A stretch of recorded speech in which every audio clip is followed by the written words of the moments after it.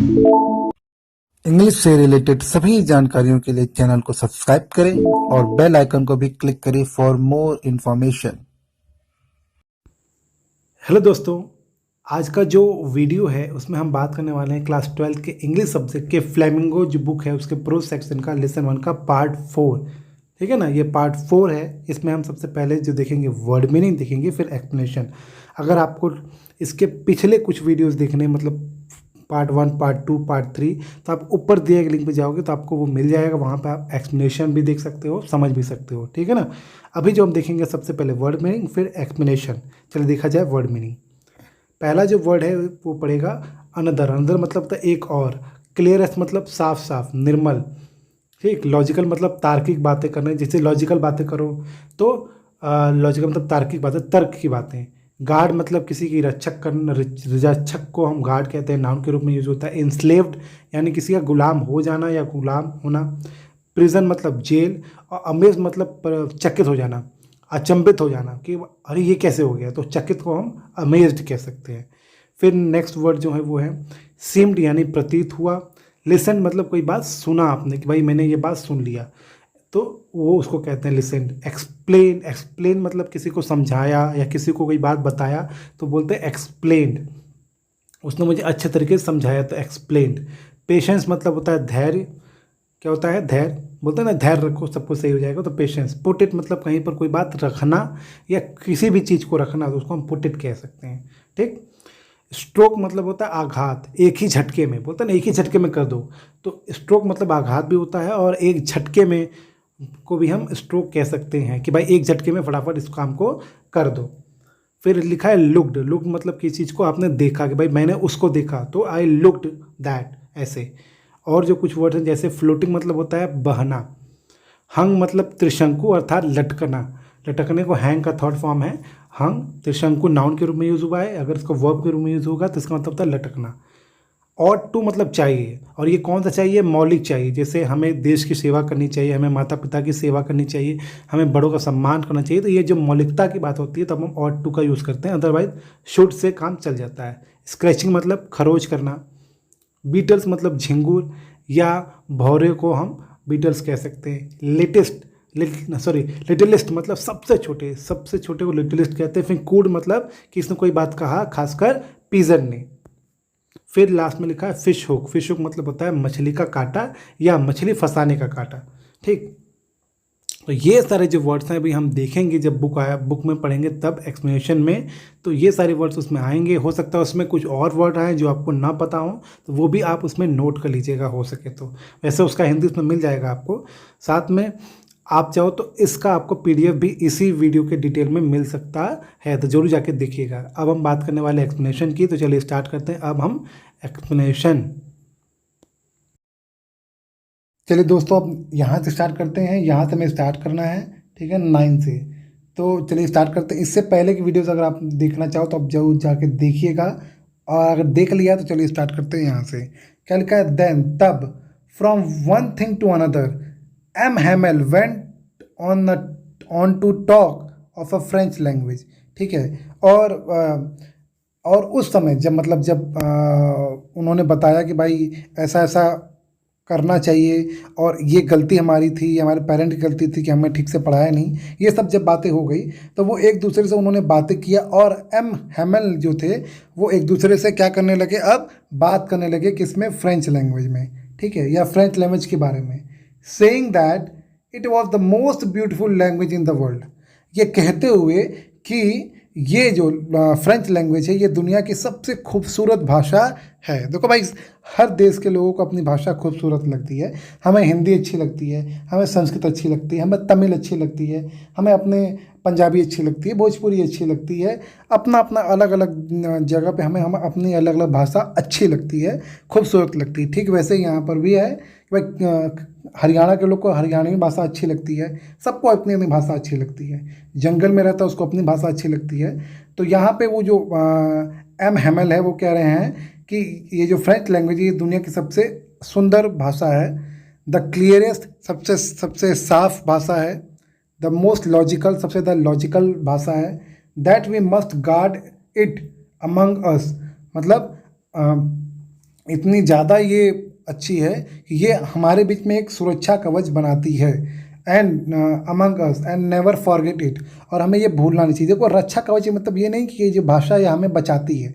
यहाँ जो HML वो ये कहना चाह रहे हैं हमारे संस्कृति को बचाती है। देखो भाषा भाषा में संस्कृति होती है। जैसे अगर अभी हम इंग्लिश बोलने लगे और पता चला कि हिंदी हमने छोड़ दिया तो कई सारे जो हमारे रीति रिवाज हैं हिंदी में वो हमारे छूट जाएंगे।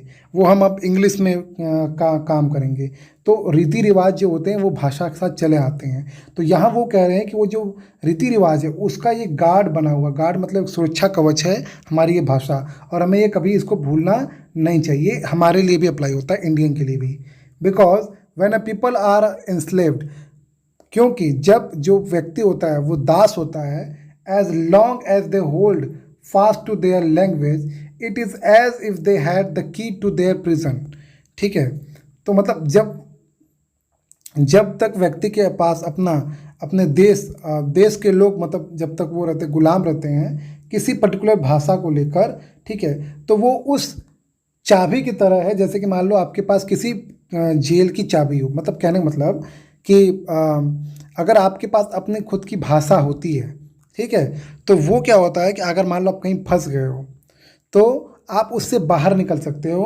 वो आपको मदद करेगा। कैसे मदद करेगा वो आगे लिखा हुआ है कि जैसे मान लो कि कोई जेल में है तो जेल में अगर आप फंसे हुए हो और आपके पास चाबी मिल जाए तो वो चाबी की तरह काम करता है।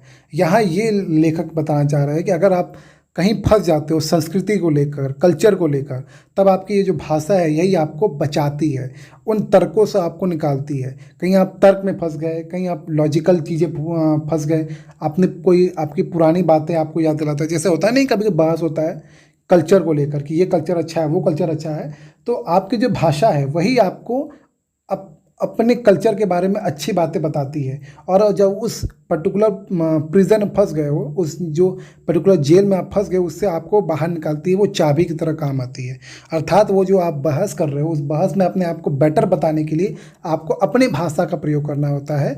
तो वही भाषा एक चाबी की तरह काम करती है। यहाँ लेखक ये बताना, सॉरी HML ये बताना चाह रहे हैं। Then he opened a grammar and read us for us our lesson. और उन्होंने तब ग्रामर खोली। किसकी ग्रामर? फ्रेंच लैंग्वेज की। और हमें पढ़ाया। I was amazed to see how well I understood it. मैं आश्चर्यचकित था कि मैं कितना अच्छे तरीके से उसको समझ गया, क्योंकि उससे पहले तो वो कुछ समझते नहीं थे। जो बच्चा था वो कुछ समझता नहीं था। वो कह रहा है कि मैं आश्चर्यचकित था कि मैं कैसे ये सब समझ गया उस दिन, उस आखिरी दिन मैं कैसे सब कुछ समझ गया। All he said seemed so easy, so easy. जो भी उन्होंने कहा वो बहुत आसान प्रतीत हो रहा था। आई थिंक टू, मुझे भी ऐसा लगा। That I had never listen so carefully, मुझे भी ऐसा लगा कि शायद मैंने पहले ध्यान से नहीं सुना था, इसलिए मुझे टफ लगता था। आज मैं बहुत ध्यान से सुन रहा हूँ, इसलिए मुझे ये बहुत ईजी लग रहा है। तो वो कह रहे हैं आई थिंक, मैंने सोचा, टू, मैंने ये भी सोचा, that I had never listen to so carefully and that he had never explain everything with so much patience. ठीक है, या वो दोनों बात कह रहे हैं कि या तो मैंने इसको बहुत ध्यान से नहीं समझा पहले, या इतने धैर्य से, इतने शांति से जैसे वो पढ़ा रहे हैं, शायद ऐसा उन्होंने पहले नहीं पढ़ाया, या उन्होंने एक्सप्लेन कभी ऐसा नहीं किया। तो यहाँ जो लड़का है वो दोनों बात कह रहा है कि शायद मैंने भी ठीक से नहीं पढ़ा और शायद इन्होंने भी मुझे ठीक से एक्सप्लेन नहीं किया इतना शांति से, इतना आराम से। It seems almost as if the poor man wanted to give us all he knew before going away. ऐसा प्रतीत हो रहा था जैसे कि वो जो बेचारा व्यक्ति, यहाँ पुअर मतलब गरीब नहीं, बेचारा, यहाँ जो बेचारा व्यक्ति है वो चाहता है कि वो सब कुछ हमें बता दे जो भी उसके पास है जाने से पहले, क्योंकि उसको अगले दिन जाना था, नया टीचर आने वाले थे, तो जाने से पहले उसके पास जो भी है वो सब हमें वो देना चाहता था, ऐसा प्रतीत हो रहा था। And to put it all into our heads at one stroke. और वो चाहता था कि ये सब कुछ एक ही बार में सब कुछ घुस जाए, यानी एक ही दिन में सब कुछ वो जितना हो सके उतना बताते। जैसे नॉर्मली मान लो कि आपका लास्ट क्लास है, लास्ट क्लास के बाद आपका एग्ज़ाम है। टीचर अगर कोई अच्छा टीचर होता है ना, तो वो आपको सोचता है कि जितना मैंने पढ़ाया है अभी तक उसको रिवाइज़ करके बच्चों को बता दूँ। तो वही क्या करता है, फटाफट सब कुछ रिवाइज़ करके बताता है। तो अगर वो कोई बच्चा आखिरी दिन भी उस टीचर की ध्यान से लेक्चर को समझ ले या उस क्लास को पढ़ ले तो उसको बहुत फ़ायदा होता है। ठीक वैसे ही जैसे यहाँ पर एच हैमल जो हैं वो, क्योंकि जितना उन्होंने साल भर पढ़ाया था, जितना उन्होंने काफ़ी साल तक पढ़ाया था बच्चों को, वो सब मिलाकर वो आखिरी दिन बच्चों को सब कुछ मिलाकर पढ़ा रहे थे ताकि बच्चे थोड़े अवेयर हो जाएं अपनी भाषा को लेकर। आगे जो है उसको मैं थोड़ा हिंदी पढ़ देता हूँ फटाफट। लिखा है, फिर एक के बाद दूसरी बात करते हुए एम हैमल फ्रांसीसी भाषा के बारे में बात करते हैं रहे। यह कहते हैं कि संसार की सबसे सुंदर भाषा है। कौन? फ्रेंच भाषा। सर्वाधिक स्पष्ट, सर्वाधिक तर्कसंगत यानी लॉजिकल, और यह कि हम इसके बीच सुरक्षित रखता है, हमें सुरक्षित रखता है और कभी भी नहीं भूलना चाहिए, हमें कभी भी इसे नहीं भूलना चाहिए। क्योंकि जब किसी देश के लोग गुलाम होते हैं, जो जब तक वे अपनी भाषा की मजबूती से बंधे रहते हैं तो वह यह ऐसा ही है मानो उनकी जेल की चाबी उनके पास है। देखो हमसे यही गलती हो गई, हम इंडियन के रूप में देखो हमसे क्या क्या गलती हुई। संस्कृत पहले बहुत लोग बोलते थे, ठीक है, लेकिन उसके बाद क्या हुआ, पहले मुग़ल लोग आए तो वो उर्दू लेके आए, कोई बात नहीं है, अपनी भाषा लेके आए। फिर ब्रिटिश अपनी भाषा लेके आए। नॉर्मली ये दो हैं, और भी कई सारे लोगों ने हमारे यहाँ राज किया है, लेकिन मेनली ये दो लोग हैं। तो मेनली ये दोनों लोग की जो भाषाएं थी वो हम पे डोमिनेट की, और हमने यही गलती की। उर्दू हमने सीखी, कई लोगों ने उर्दू सीखी, लेकिन कई लोगों ने संस्कृत पढ़ना छोड़ दिया, ठीक है। फिर इंग्लिश आया, इंग्लिश तो और बुरा हाल कर दिया। जो उर्दू ने किया था वो तो हल्का फुल्का किया था, इंग्लिश ने और बुरा हाल कर दिया, क्योंकि भाई ये एजुकेशन सिस्टम में घुल गए। पहले उर्दू था वो एजुकेशन सिस्टम में उतना नहीं घुला था, जितना घुला था, लेकिन उतना नहीं घुला था जितना कि इंग्लिश सिस्टम घुस गया। और इसने क्या किया, इसने संस्कृत लगभग, क्योंकि वो टफ लैंग्वेज होती थी तो इसलिए धीरे धीरे, इंग्लिश ईजी लैंग्वेज है तो भाई सिंपल है, कोई कटा हुआ आम खाएगा कि पूरा पैक्ड आम खाएगा। मान लो कि एक पैक्ड आम है, एक कटा हुआ आम है, आप नॉर्मली क्या प्रेफर करोगे? कटा हुआ आम, उसको आपको काटना नहीं पड़ेगा, उसमें से बीज नहीं निकालना पड़ेगा, फटाक से खा लोगे, आसान काम। तो यहाँ पे गलती हमसे ही हुई। एज ए इंडियन मैं अपनी बात कह रहा हूँ, हो सकता है गलत हो, लेकिन मुझे लगता है कि शायद हमने संस्कृत को हमने उतना बढ़ावा नहीं दिया। शायद ये हमारी खुद की गलती थी, उन राजाओं की गलती थी, या हमारी गलती, किसी की गलती हो सकती है। मैं सबकी गलती कह सकता हूँ कि सबकी गलती थी ओवरऑल। और आज ये हालत है कि बहुत कम ही लोग संस्कृत पढ़ते हैं। इवन मैं जब पढ़ता था तो मैं खुद भागता था संस्कृत से। तो आज ये महसूस होता है कि नहीं, ऐसा मुझे नहीं करना चाहिए था। तो आप भी, अगर आप क्लास 12th में हो, अगर आप संस्कृत आपने छोड़ी है तो हल्का फुल्का संस्कृत पढ़ते रहो, क्योंकि ये हमारी एक संस्कृति को लेकर चला आ रहा है, ठीक है। महाभारत, रामायण, ये सब संस्कृत में लिखी गई थी पहले, तो ये सब हमें ये सीखने को मिलता है। तो ये थोड़ा सा मैं आपको एक भाषण दे रहा था। चलिए अब चलते हैं, अब टॉपिक पे आते हैं। फिर उन्होंने व्याकरण की एक किताब खोली और हमारा पाठ हमें पढ़कर सुनाया। मैं यह देखकर चकित था कि मुझे यह कितनी अच्छी तरह समझ में आ रहा था। उन्होंने जो कुछ कहा वो बहुत सरल लगा।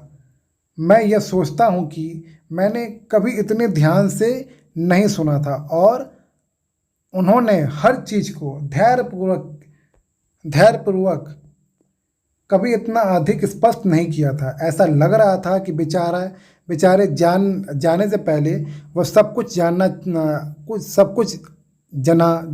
था, उस सब को हमें देना चाहता था। देखो यहाँ चाहता लिखा अच्छा नहीं लग रहा है, टीचर, इसलिए मैं चाहते थे बोल रहा हूँ कि वो चाहते थे, और इन सारी जानकारी को एक बार में हमारे दिमाग में वो डाल देना चाहते थे। अब ये वाला पैराग्राफ पढ़ने जा रहे हैं हम लोग।